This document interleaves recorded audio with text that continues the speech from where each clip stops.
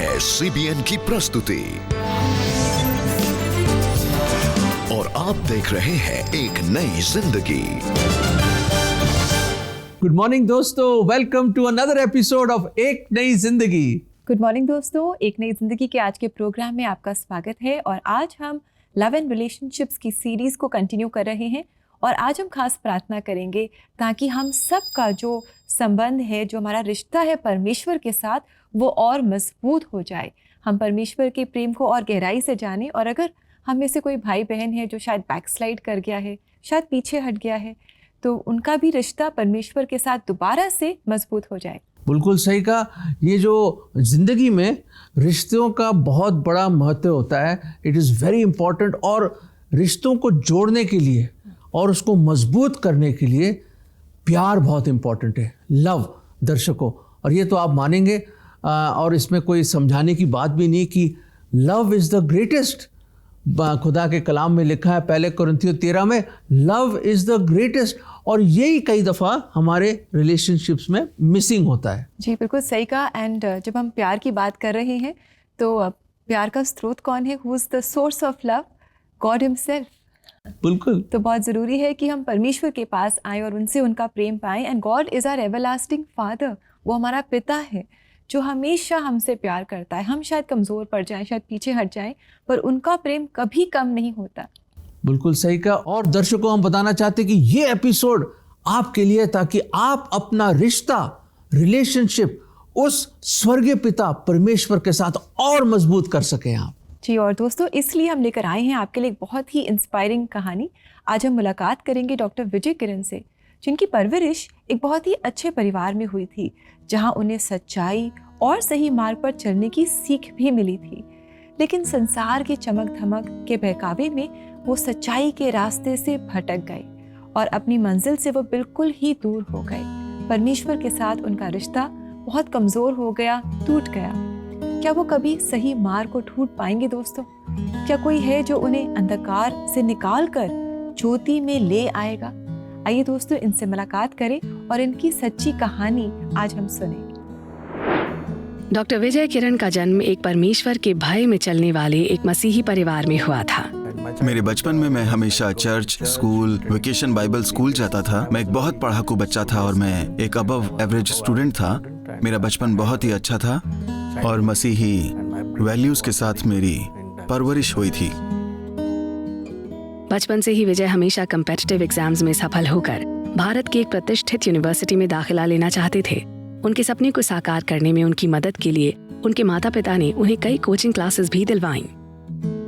अपनी coaching class में से एक में मैं अपने एक दोस्त से मिला जो एक नास्तिक था, जिसका मानना था कि परमेश्वर नाम की कोई चीज नहीं है। लेकिन वो बहुत ही स्मार्ट, बहुत ही बुद्धिमान था और उसे चीजों की काफी अच्छी नॉलेज थी। हम एक दूसरे के साथ बहुत डिस्कशन करते थे और कुछ समय बाद उसने मुझे विश्वास दिला दिया कि इस ब्रह्मांड से परे कुछ भी नहीं है और सब कुछ विज्ञान के कारण होता है। परमेश्वर का कहीं कोई रोल नहीं है। अपने नास्तिक दोस्त से प्रभावित होकर विजय अपने विश्वास से भटक गए। जिस पल मैंने सोचा कि कोई परमेश्वर नहीं है, मेरे कामों का हिसाब लेने वाला कोई नहीं है और ऐसा कोई नहीं है जो मुझे देख रहा है, इन सब बातों ने मुझे मेरी मन मर्जी के काम करने के लिए पंख दे दिए थे। मैं जो मन चाहे वो कर सकता था, जिस कारण मैं कई मुसीबतों में पड़ गया। मैं कई गंदी चीजों में पड़ गया। मैं वो सब देखने लगा था जो मुझे नहीं देखना चाहिए था। मैं ऐसे काम करने लगा था जो मुझे नहीं करने चाहिए थे। अवैध संबंधों की वजह से मेरे जीवन में बहुत उथल पुथल थी। विजय के व्यवहार और उनकी जीवन शैली ने उन्हें बहुत हद तक प्रभावित किया। मेरे मन में हमेशा एक कश्मकश बनी रहती थी जो मुझे कंफ्यूजन की ओर ले गई थी। इस कंफ्यूजन ने मुझे इस हद तक डिप्रेशन में डाल दिया कि मैंने अपने परिवार के सदस्यों से बात तक करना बंद कर दिया था। मैंने लोगों से मिलना जुलना छोड़ दिया। मैंने ऐसे लोगों को अपने करीब आने से रोक दिया जो मेरी सोच से मेल नहीं खाते थे। तो मेरे इस बर्ताव ने मुझे समाज से अलग थलग कर दिया था। मुझे डिप्रेशन और कंफ्यूजन में डाल दिया था। मैं आपको बता नहीं सकता कि मैं कितने दर्द से गुजर रहा हूँ, क्योंकि मैं अपने पापों से भरे जीवन में पहले ही इतना डूबा हुआ था। जीवन में बहुत कुछ हो रहा था और सबसे बड़ी बात कि मैं अपने रिश्तों को खो रहा था। तो इसलिए मेरे दिमाग में जो कश्मकश चल रही थी उसने मुझे इतना परेशान कर दिया था कि मैं डिप्रेशन में चला गया। बहुत बीमार होने पर मुझे अस्पताल में भर्ती होना पड़ा। इसी दौरान विजय अपने एक अंकल से मिले जिन्होंने उन्हें बाइबल पढ़ने के लिए प्रोत्साहित किया और उन्हें एक ऐसी किताब भी दी जिसने उनके जीवन को पूरी तरह से बदल दिया। उन्होंने मुझे जो किताब दी थी उसका नाम था purpose driven life by Rick Warren. जब मैं परमेश्वर के वचन को पढ़ रहा था तो मेरा उस पर ध्यान लग रहा था। एक आवाज थी जो मुझसे कह रही थी कि पुत्र, मैं तुम्हारे साथ हूँ, मैं तुमसे बहुत प्रेम करता हूँ और मैं चाहता हूँ कि तुम वापस लौट आओ। जब तक मेरी वो किताब खत्म हुई तब 40वां दिन हो गया था। मुझे अभी भी याद है कि वो 1 अक्टूबर 2006 की बात है, जब मैंने प्रभु यीशु मसीह को अपना उद्धारकर्ता चुना। अपनी गलतियों का एहसास करने के बाद विजय ने नियमित रूप से प्रार्थना करना और परमेश्वर के वचन को पढ़ना शुरू कर दिया, जिससे वो अपने विश्वास में बढ़ते गए। विजय ने अपनी पढ़ाई पूरी की और आज वो एक सफल ऑप्टोमेट्रिस्ट हैं। उनका खुशहाल शादीशुदा जीवन है और 2 प्यारे बच्चों की आशीष उन्हें मिली है। डॉक्टर विजय ने अपनी थियोलॉजी की पढ़ाई पूरी की और मिनिस्ट्री से सक्रिय रूप से शामिल हैं। एक बात जो मैं आज सभी को बताना चाहता हूँ वो ये कि जो रचने वाला परमेश्वर है वो एक व्यक्तिगत परमेश्वर है। वो हमेशा अपने बनाए मनुष्य के साथ रिश्ता कायम रखना चाहता है। सबसे बड़ी बात की उसने मनुष्यों को अपने स्वरूप में बनाया। यही तो सबसे बड़ा सौभाग्य है। वो हमेशा एक रिश्ता जोड़ने के लिए तैयार रहता है, क्योंकि वो सच में है एक व्यक्तिगत परमेश्वर के रूप में या एक रिश्ते के रूप में। इसलिए वो हमेशा तैयार रहता है हमारा हाथ थामने के लिए। देखा दर्शकों, कितनी इंकरेजमेंट मिली हमें डॉक्टर विजय किरण की सच्ची कहानी से। और देखा हमने कि परमेश्वर एक पिता है और एक विश्वास योग्य परमेश्वर है। When we draw near to God, He will draw near to us. तो दोस्तों, अगर आप में से कोई ऐसा है जो शायद परमेश्वर से दूर हो गया है, आपका रिश्ता परमेश्वर के साथ कमज़ोर हो गया है, तो आप आज आपके पास अपॉर्चुनिटी है कि आप परमेश्वर के करीब आएं और वो हाथ फैलाए खड़ा है आपको अपनी बाहों में लेने के लिए, क्योंकि उसका प्रेम कभी कम नहीं होता। बिल्कुल सही कहा रेबेका। बाइबल में एक बहुत खूबसूरत एक ऐसा वाक्य है जिसको लोग दृष्टांत कहते हैं। तो शायद मैं तो ये कहूँगा कि शायद आज कोई ये देख रहा है प्रोग्राम, ये शायद आपकी कहानी भी हो सकती है जो प्रभु यीशु मसीह ने 2022 साल पहले हमारे सामने रखा। लूका के 15वें अध्याय में लिखा है कि एक बाप के 2 बेटे थे। याद आ गई कहानी? जी आ गई दर्शकों, याद आ गई ये कहानी आपको? ये कहानी एक बहुत स्पेशल कहानी है जिसमें एक पिता के 2 बेटे थे। आपको तो पता ही है कहानी कि छोटा बेटा चला जाता अपना जायदाद का हिस्सा लेकर और एक दूर शहर में जाके पैसा उड़ा देता है वो है, और सारी बुरी चीजें करी, सब तरह के गंदे काम करें और सब तरह की बुराइयां कर करके वो पैसा एक दिन खत्म हो गया और ऊपर से अकाल पड़ गया और ऐसी परेशानी, महंगाई, और वहां पे इसका कोई दोस्त ना, कोई सहारा ना, कोई रिश्तेदार, और वहां पे इधर से उधर भटकने लग गया वो। और वहां पे किसी ने उस पे तरस खा के सूअरों को चराने के लिए एक नौकरी दी। उस गंदगी में, उस बदबू में, उस कीचड़ में बैठकर उसको किसकी याद आई? अपने पिता की याद आई, क्योंकि पिता का कहना नहीं मानते हुए उसकी मोहब्बत और प्रेम को ठुकरा के वो चला गया पीठ दिखा के। और दोस्तों, आपको पता है पिता इंतजार में था, इंतजार की घड़ियां गिन रहा था वो कि कब लौटेगा मेरा अजीज बेटा। और दोस्तों, वो बिगौड़ा लड़का, उसने सोचा कि मैं लौटूंगा, मैं अपने पिता के घर लौटूंगा।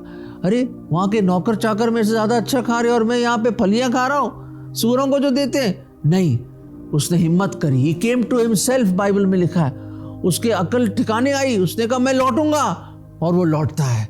और दोस्तों, मैं बताना चाहता हूँ वो मिलन जहां हम देखते हैं कि पिता जो इंतजार कर रहा है भागता है और अब उसका बेटा उधर से आ रहा है और उसके कदमों में गिर जाता है और कहता है मैंने खुदा और आपके सामने गुनाह किया, मुझे नौकर की तरह रख ले। नहीं, पिता ने उसको उठाया और उसको गले लगाया और चूमा और अपनी अंगूठी दे दी, उसको चप्पल दिए और अपना वस्त्र रोब उसको दे दिया। उसने कहा नहीं, तू मेरा बेटा खो गया था, आज मिल गया है, तू मर गया था फिर जिंदा हुआ है। मेरे अजीजों, एक स्वर्गीय पिता है, वो he is a loving God. वो इतनी मोहब्बत करता है, उसकी मोहब्बत की कोई सीमा नहीं है कि वो वेट कर रहा कि कोई मेरे पास लौट के आ जाए। आज अगर आप उनमें से हैं, अगर आप उस लड़के की तरह हैं, हम आपसे विनती करेंगे, रिक्वेस्ट करेंगे कि आप उठें जहां भी हैं आप और परमेश्वर की ओर पुकारें, उस स्वर्गीय पिता की ओर पुकारें और उसके पास आए। वो बाहें खोलकर आपकी इंतजार कर रहा है। आइए, वो आपसे बहुत प्यार करता है और वो चाहता है कि आपके साथ एक रिश्ता बनाए। He wants to have a relationship with you। दोस्तों, क्या आप लौटेंगे आज? सुनिए, ये बाइबल की आयत हम आपको देना चाहते हैं। यिर्मयाह 31:3, मैंने तुझसे प्रेम किया है, सदा प्रेम किया है, इसलिए स्नेह से मैंने तुझको अपने पास लाया हूं। दर्शकों, आपने देखा कितनी तसल्ली मिली होगी आपको कि वो परमेश्वर जिसने धरती और आकाश को बनाया, सब कुछ रचा, पूरे भूमंडल का चलाने वाला खुदावंद परमेश्वर कहता है कि मैं तुमसे सनातन से सनातन तक प्रेम करने वाला प्रेम करता हूं। I love you with an everlasting love, और विद लविंग काइंडनेस और स्नेह और बड़े प्यार के डोर से अपने पास खींच रहा हूं। क्या वो खिंचाव महसूस कर रहे हैं आप उसकी मोहब्बत और प्यार का?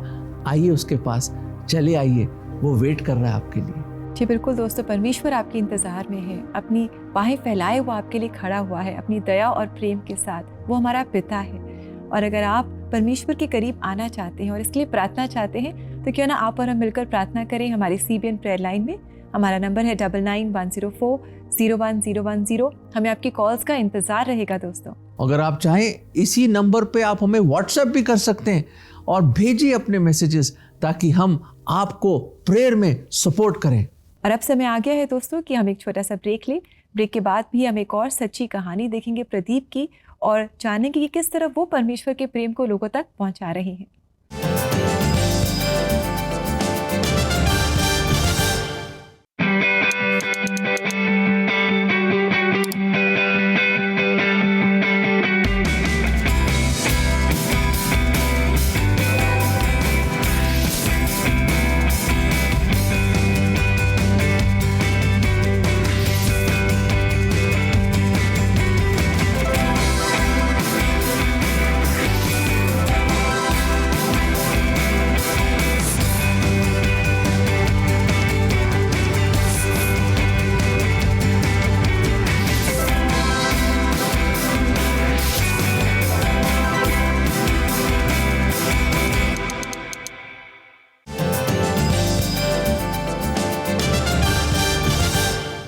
वेलकम बैक दोस्तों। आज एक नई ज़िंदगी प्रोग्राम में हम बात कर रहे हैं और ख़ास प्रार्थना कर रहे हैं हम सब के लिए, ताकि परमेश्वर के साथ हमारा रिश्ता मजबूत हो जाए। और अगर हम में से कोई है जो परमेश्वर के साथ जिसका रिश्ता कमज़ोर हो गया है या टूट गया है, तो वो रिश्ता दोबारा से रिस्टोर हो जाए और वो परमेश्वर के पिता के प्रेम को वो जान सके। बिल्कुल सही कहा रेबेका। कई हैं ऐसे शायद जो महरूम हैं उस पिता परमेश्वर के प्रेम से, और शायद भटक गए हैं, दूर हैं, पर वो भी हैं जो लौट कर आ गए हैं और दोबारा रिश्ता स्थापित हो गया उनका, और वो प्रेम जो उन्होंने अनुभव किया है पिता का, वो दूसरों के साथ बांट रहे हैं। तो दर्शकों, आज हम आपसे मिलवाना चाहते हैं प्रदीप जोसेफ से, जो ये खुदा की मोहब्बत और परमेश्वर का प्रेम दूसरों के साथ बांट रहे हैं और एक बड़ा भारी काम कर रहे हैं। आइए मिलते हैं प्रदीप से और देखते हैं कि परमेश्वर के प्रेम को किस तरह दूसरों को वो पहुंचा रहे हैं। एक मसीही परिवार में जन्मे प्रदीप की परवरिश उनके माता पिता के सख्त अनुशासन में हुई थी। मेरे पिता एक आर्मी मैन थे और वो बहुत ही स्ट्रिक्ट थे, वो हर चीज को लेकर काफी पर्टिकुलर थे, जैसे कि हमें चर्च जाना चाहिए, हमें हर रोज प्रार्थना करनी चाहिए। जैसे जैसे समय बीतता गया, कॉलेज की पढ़ाई के दौरान प्रदीप सांसारिक चीजों में उलझ गए, लेकिन जल्द ही उनके पास्टर के एक sermon द्वारा उन्हें एहसास हुआ कि वो अपने जीवन का सही उपयोग नहीं कर रहे हैं।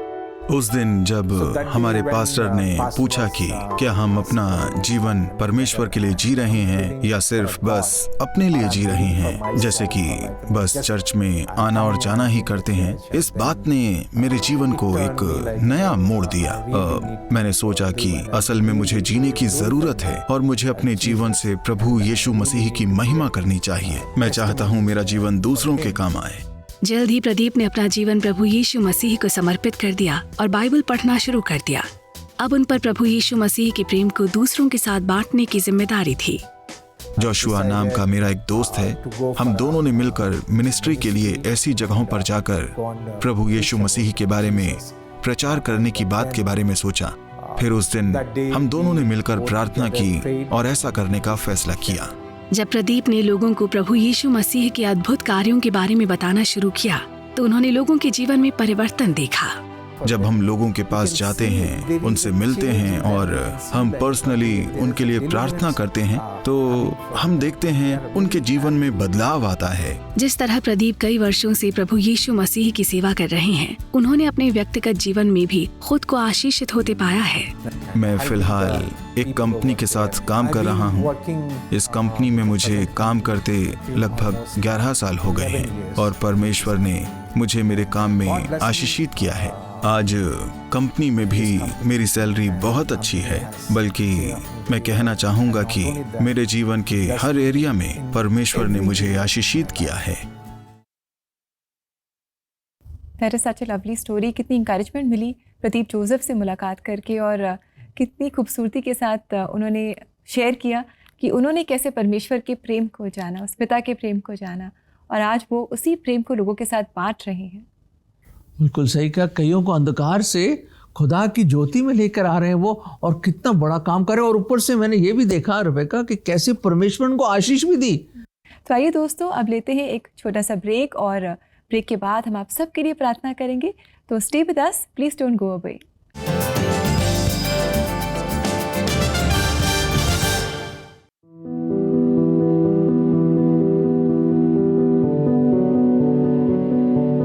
किसी को भी पीरियड्स आते थे तो एक ही जगह पे एकदम आराम से बैठा रहता था, ना बोलना किसी से, ना ऐसी कोई पूछता तो कुछ नहीं, ऐसी पेट दर्द हो रहा है कुछ भी। देश का विकास तभी मुमकिन है जब हमारी बेटियां अपनी एजुकेशन और हेल्थ पर ध्यान दे सकें। इसी ओर कदम बढ़ाते हुए CBN फाउंडेशन जगह जगह जाकर पीरियड अवेयरनेस कैंपेन्स चला रहा है। ये सेशंस बहुत इम्पॉर्टेंट है क्योंकि हम अभी एडोलसेंट के टाइम पे है, हम टीनेजर्स हो रहे हैं and as a teenager we should understand and know that what should happen और what will happen to us in the future.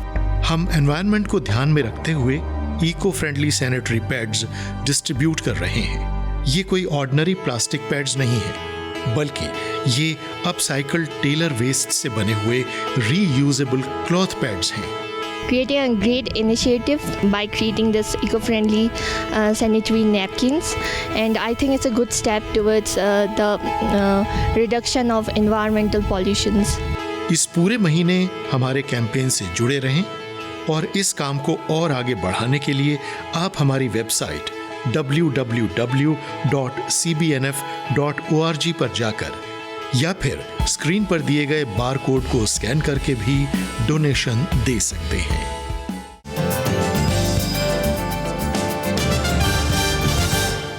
Welcome back दोस्तों, अब है प्रार्थना का समय और हम सब मिलकर प्रार्थना करेंगे ताकि हमारा जो रिश्ता है परमेश्वर के साथ वो और मजबूत हो जाए।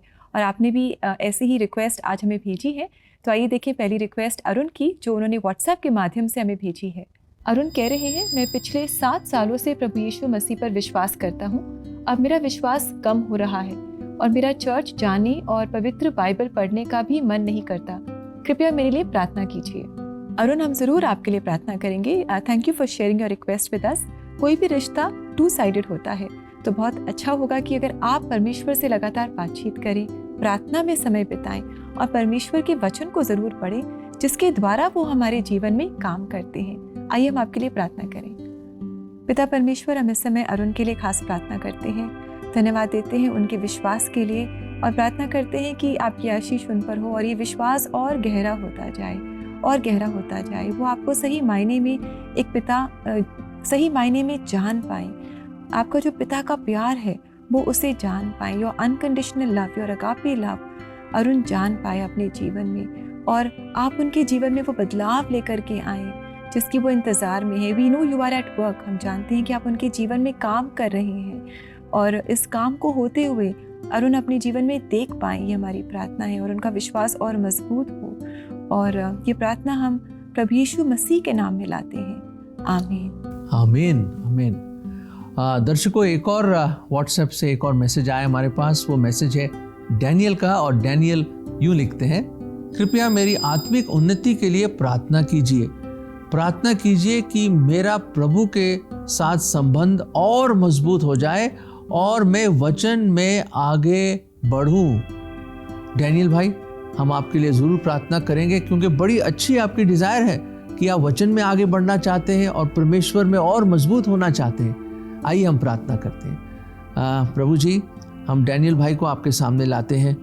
तो प्रभु जी, एक अद्भुत रीति से आप डैनियल पे अपना हाथ लाएं, उसको अपने करीब खींचे, दुनिया की चीज़ों से निकाल कर वो आपके कदमों में आए और प्रभु जी आपकी शांति और खुशी वो अपने जीवन में एक्सपीरियंस कर सके।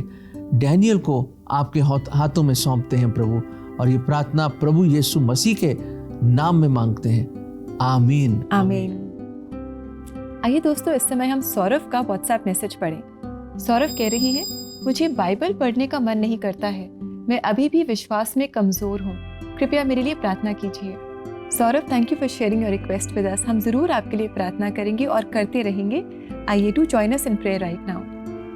पिता परमेश्वर, हम सौरभ के लिए प्रार्थना करते हैं, धन्यवाद देते हैं उनकी इस रिक्वेस्ट के लिए कि उनकी इच्छा है कि वो आपकी और नज़दीक आएँ और आपके वचन को पढ़ें।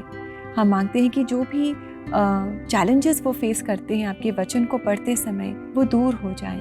हम मांगते हैं कि वो आपके वचन को जब पढ़ते हैं तब वो उसे समझ पाएं, आप उनसे बातचीत करें, अपनी आत्मा के द्वारा आप उनसे बातचीत करें और वो आपकी और नज़दीक आ जाएं, आपके साथ वो प्रार्थना में समय बिताएं और आपके साथ जो उनका रिश्ता है वो और मजबूत हो जाए। ये हम मांगते हैं और मांगते हैं कि उनके जीवन में आपकी आशीषें आएँ और ये आशीषें और भी लोगों तक पहुँचे। ये हम मांगते हैं। ये प्रार्थना प्रभु यीशु मसीह के नाम में लाते हैं। आमीन। आमीन। आमीन। आमीन। और दर्शकों, हम आपके लिए भी प्रार्थना करना चाहेंगे इस वक्त, ताकि जो भी आपकी परेशानियां हैं, जो भी आप आत्मिक रूप से कमज़ोरी अपने जीवन में महसूस कर रहे हैं, ताकि आपको भी रूहानी ताकत मिले, ताकि आपका रिश्ता भी परमेश्वर के साथ मजबूत हो और वो मोहब्बत और प्रेम की लौ आपके जीवन में भी जले। आइए प्रार्थना करें। प्रभु जी, हम धन्यवाद देते हैं कि आप एक सच्चे जिंदा खुदा हैं और प्रभु आप चाहते हैं कि हम आपके साथ एक बहुत इंटीमेट रिलेशनशिप में आए प्रभु जी।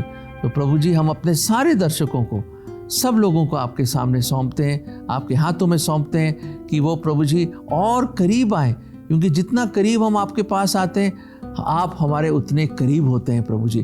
तो प्रभु जी, आप उनके दिलों में अपने प्रेम की लौ एक बार फिर जलाएं और उनको जागरूक करें, रिवाइव करें, ताकि वो प्रभु जी वो आपके साथ जुड़ जाए और आपके साथ उनका रिश्ता सबसे अहम हो और आपको अपने जीवन में पहला स्थान दें वो। प्रभु जी, ये हमारी दुआ है। हर एक पे आपकी आशीष और ये प्रार्थना प्रभु यीशु मसीह के नाम में मांगते हैं। आमीन। आमीन।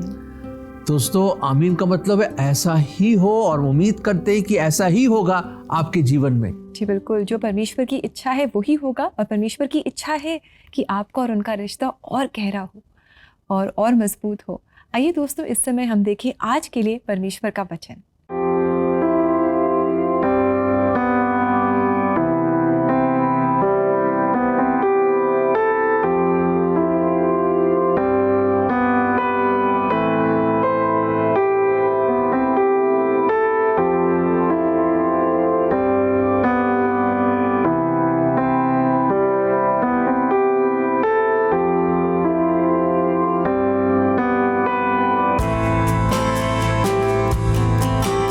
देखा दर्शकों, आप इन वेदों को थाम ले, जिंदगी के तूफान में वो आपको कभी अकेला नहीं छोड़ेगा। विश्वास के साथ उसके हाथ को थाम लीजिए और जिंदगी में आप यूं आगे बढ़ते जाइए, क्योंकि परमेश्वर आपका हमसफर है। जी बिल्कुल, आप परमेश्वर का हाथ थाम ले। इनफैक्ट आज हमने डॉक्टर विजय किरण और प्रदीप जोसेफ के जीवन में भी देखा कि किस तरह उन्होंने परमेश्वर के हाथ को थाम लिया।